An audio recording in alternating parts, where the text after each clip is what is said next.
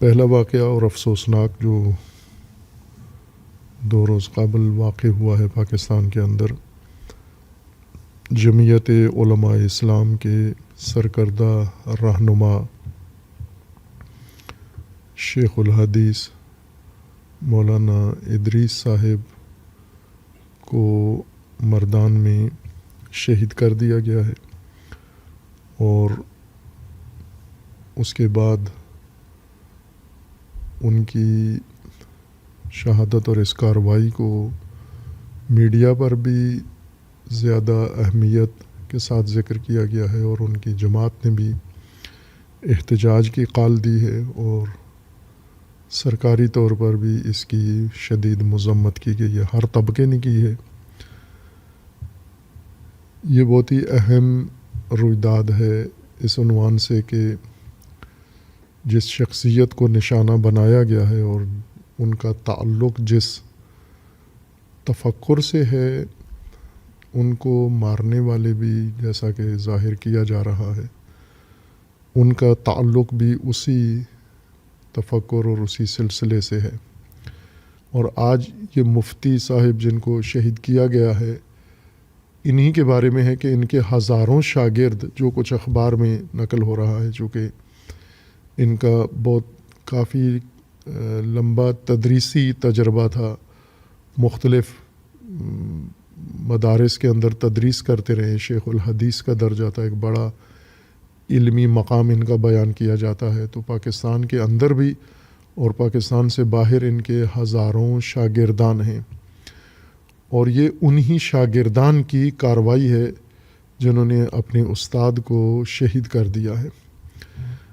اور یہ بہت اہم ایک قسم کا کہیں اعلان خطر ہے تمام پاکستانی علماء کے لیے، خصوصاً دیوبند کے علماء کے لیے، جسے ہم عرصے سے اشارتاً بیان کر رہے ہیں کہ پاکستان کے دیوبند علماء خطرے میں ہیں۔ یہ خطرات باری باری سب کے لیے آئے ہیں۔ آغاز پاکستان کے اندر دہشت گردی کا، تشیع کے اوپر ظلم و جنایت سے ہوا ہے، ہاتھ انہوں نے شیعوں پر سیدھا کیا ہے، پھر اس کے بعد افغانستان میں انہوں نے تربیت ٹریننگ لی ہے، اور اس کے بعد ریاست کو نشانہ بنایا، سرکاری اداروں کو نشانہ بنایا، پولیس اور فوج کو نشانہ بنایا، اور ابھی تک یہ ان اداروں کے خلاف کارروائیاں کر رہے ہیں۔ لیکن اس بیچ میں ایسے بھی مراحل آئے ہیں جہاں پر یہ کھل کے انہوں نے اظہار کیا ہے، اپنے استادوں کو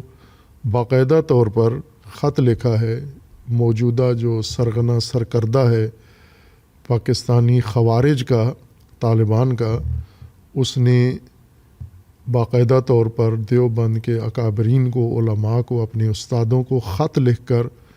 یہ کہا ہے کہ آج جب ہم پاکستانی ریاست کے خلاف اسلحہ اٹھا رہے ہیں تو آپ اس کو جہاد نہیں کہتے بلکہ جنگ اور حرام قرار دے رہے ہیں، جبکہ ہم نے آپ کے کہنے پر، آپ کے فتویٰ پر اور آپ کے دیے ہوئے جواز کے ساتھ یہ کارروائیاں شروع کی تھیں۔ تو آج کیا فرق پڑا ہے کہ آپ ریاست کے خلاف جہاد کو واجب قرار دیتے تھے اور آج حرام قرار دے رہے ہو؟ تو انہوں نے سوال اٹھائے ہیں ان کے سامنے کہ کیا ہم نے صحیح جہاد نہیں کیا، ہمارے جہاد میں کوئی کمی ہے، کوئی فرق پڑ گیا ہے جس وجہ سے آج، یا آپ اپنے موقف سے ہٹ گئے ہو، آپ اپنے مسلک سے ہٹ گئے ہو، کل جو حکم دیا تھا وہ غیر شرعی تھا، یا آج جو حکم دے رہے ہو وہ غیر شرعی ہے؟ تو ایک بڑا سوال انہوں نے ان اکابرین کے سامنے اٹھایا، اور انہوں نے جواب بھی دیا اس کا۔ پاکستان کے دیوبند علماء کے نامور شخصیات نے، حتیٰ جناب مولانا مفتی تقی عثمانی صاحب نے بھی جواب دیا ان کو کہ آج ریاست کے خلاف ہتھیار اٹھانا حرام ہے، اور باقی اکابرین نے، اور خصوصاً کے کے بہت ساری شخصیات نے، سینکڑوں علماء نے دستخط کیے اس کے اوپر اور ان کو جواب دیا کہ جائز نہیں ہے۔ لیکن یہ سوال ان کا اپنی جگہ تھا کہ کیوں آپ لوگ ہمیں پہلے جہادی بنا کے جہاد کے فتاویٰ دے کے ہمیں ریاست کے خلاف جواز جنگ کا دے کر اور اب ریاست کے حامی بن بیٹھے ہو آپ. یہ چند سال پہلے انہوں نے یہ کارروائیاں کی تھی، اور اس کے بعد پھر مسلسل وہ دیوبند جمعیتیں، تنظیمیں اور شخصیات جو خوارج کے ساتھ متفق نہیں ہیں، مسلکی طور پر تو متفق ہیں، دیوبند مسلک ہے، عقیدہ ایک ہے، فقہ ایک ہے، باقی اصول ان کے ایک ہیں، لیکن جو جہادی موقف ہے ان کا وہ ایک نہیں ہے. جیسے مولانا فضل الرحمن صاحب ہیں اور ان کی جماعت ہے کہ خوارج کے ساتھ یہ متفق نہیں ہیں، یہ مسلحانہ کارروائیوں کے اور جہاد کے حامی نہیں ہیں. اسی طرح جو اکوڑا خٹک کے محتمم تھے اور جنہیں پچھلے سال شہید کیا گیا، حامد الحق صاحب، وہ بھی ریاست کے حامی تھے اور اس ریاست کے خلاف کارروائیوں کو ناجائز سمجھتے تھے. اور اسی طرح بہت سارے اور اکابرین ان کے جو پہلے خوارج کی کارروائیوں کا نشانہ بنے ہیں، اور اس سے پہلے جماعت اسلامی کے سابقہ امیر محترم سراج الحق صاحب پر بلوچستان میں باقاعدہ قاتلانہ خودکش حملہ ہوا جس میں وہ محفوظ رہے، اور بار بار مولانا فضل الرحمن صاحب پر بھی کئی دفعہ حملے ہوئے اور وہ محفوظ رہے، لیکن کئی جگہ ان کے مختلف علاقوں میں عہدیدار پارٹی کے ان کے اوپر کامیاب کارروائیاں ہوئیں اور انہیں شہید کیا گیا. اور یہ بات ہم نے جب انہوں نے خط لکھا تھا اسی وقت یہ اشارہ کیا تھا کہ انہوں نے 2 خط لکھے ہیں. ایک خط جو نشر ہوا ہے جس کی تشہیر کی گئی ہے، میڈیا تک آیا ہے، جس میں انہوں نے سوال اٹھایا تھا کہ دیوبند سلسلے کے اکابرین سے جو آج خود تسلیم کرتے ہیں بعض مفتیان کرام کہ ہم نے خود یہ جہادی گروہ بنائے ہیں، جہادی طالبان ہم نے تشکیل دی ہیں اپنے مدارس میں اور یہ ہمارے شاگرد ہیں. اور اس وقت ریاست بھی اس چیز کی حامی تھی، لیکن بعد میں جب ریاست کا موقف بدل گیا اور ان کا بدل گیا تو اس وقت جو اکابرین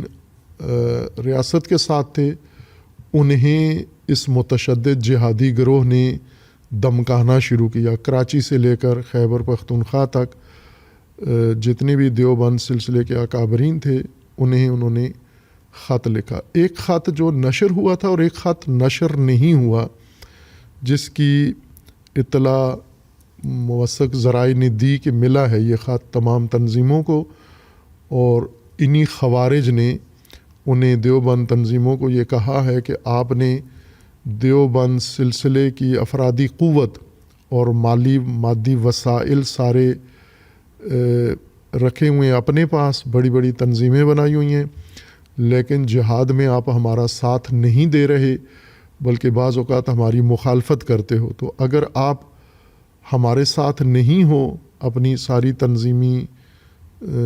سلسلے ختم کر کے ہمارے ساتھ مل جاؤ، امارت اسلامیہ کی تشکیل کا حصہ بنو، جہاد کا حصہ بنو، ہمارے مددگار بنو، تو پھر تو آپ ہمارے ساتھ ہو. لیکن اگر نہیں بنتے، ریاست کے ساتھ رہو گے یا ہمارے ساتھ شامل نہیں ہوں گے تو ہم آپ کو اپنا دشمن سمجھیں گے اور دشمن والی کارروائی آپ کے ساتھ کریں گے. یہ خط باقاعدہ لکھا گیا ہے اور یہ دھمکی تھی سری، اور اس پر انہوں نے دھمکی پر اکتفا نہیں کیا بلکہ اس پر عمل درآمد بھی کیا ہے. اور اسی سلسلے کا ایک حصہ جناب مولانا مفتی ادریس صاحب کا قتل و ان کی شہادت ہے. اور ظاہر ہے کہ یہ آخری نہیں ہے، جب تک یہ نظریہ، یہ سوچ موجود ہے اس وقت تک یہ سلسلہ جاری رہے گا. البتہ جب ان کے آپس میں اعتقاد بھی ایک ہے، مسلک بھی ایک ہے، مذہب بھی ایک ہے، تمام باتوں میں اشتراک ہے، لیکن موقف کے لحاظ سے متشدد طبقہ ان علماء کو نشانہ بناتا ہے جو ان کے ساتھ متفق نہیں ہیں. یہ ایک بڑا خطرہ ہے ان اکابرین کے لیے اور ان بزرگان کے لیے.